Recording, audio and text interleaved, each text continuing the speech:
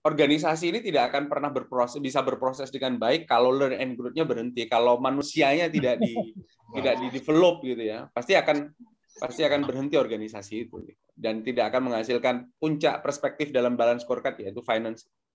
Jadi tidak mungkin kita ingin melakukan perubahan tanpa menyentuh manusia, saya pikir Coach Rio. Dan inovasi itu setelah kita pelajari lebih dalam memang harus berpusat kepada manusia. Makanya hari ini segala bentuk desain yang human centered itu sangat-sangat diminati karena ya user dari setiap inovasi kita pada akhirnya kan manusia. Begitu. Pentingnya kita bicara tentang DNA inovator itu karena seperti yang saya jelaskan lebih awal tadi itu, banyak di antara kita yang tidak mengetahui apa sih juklak-juknis dari berinovasi itu. Karena selama ini kita hanya berpikir bahwa inovasi itu hanya mental set gitu. Padahal ternyata inovasi itu adalah skill set ya, Bapak sekalian. Gabungan dari mental set, kemudian skill set, bahkan hard set gitu. Jadi seorang inovator itu bukan hanya karakter ya, tapi dia juga semacam kompetensi yang bisa diduplikasi, bisa diinstal dan bisa diupgrade gitu. Nah, apa yang ditulis oleh salah satunya Clayton Christensen ini ya,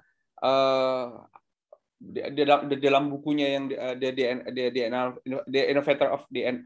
of Innovators, balik-balik. Dia menyebutkan bahwa para orang-orang inovatif di dunia ini ternyata memiliki kesamaan dalam kebiasaan mereka. Ya, kemudian dia ramu, dia satukan menjadi beberapa kebiasaan, kemudian ada kompetensi kognitifnya juga yang dikuasai oleh orang-orang inovatif ini dan mirip, kemudian dijadikan satu model gitu, Coach Rio. Nah, akhirnya kita sering diskusi ya di Inalit itu, nampaknya kalau orang yang ingin berinovasi, kemudian kita langsung berikan tools-tools inovasi yang kompleks tanpa dibangun terlebih dahulu habit inovatif di dalam dirinya, ini akan menjadi tantangan tersendiri kan, Coach Rio. Kita sering ngobrol begitu ya. Jadi Bapak Ibu sekalian perlu dipahami sebetulnya tools inovasi itu kan begitu banyaknya ya, kanvas inovasi itu banyak sekali. Kemudian platform inovasi itu juga banyak, ada design thinking, design sprint, ada scamper, berbagai macam pendekatan inovasi yang sangat variatif. Tapi kita sepakat ya, Coach Rio, bahwa sehebat apapun Anda menguasai satu tools, tapi ketika Anda gagal menginstal kebiasaan, habit dari orang-orang inovatif yang dipetakan oleh Clayton Christensen dan teman-temannya ini, rasanya seperti seperti nggak komplit gitu. Bahkan akan terjadi paradoks ya, dalam diri kita.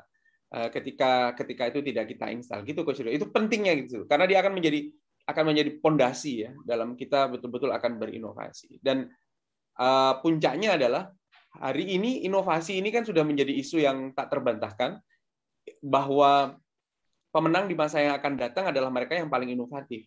Sekarang dunia ini begitu kompetitif sehingga kalau dulu para pemenang di dunia ini adalah orang-orang yang kuat, kemudian diikuti dengan orang-orang yang memiliki senjata yang hebat.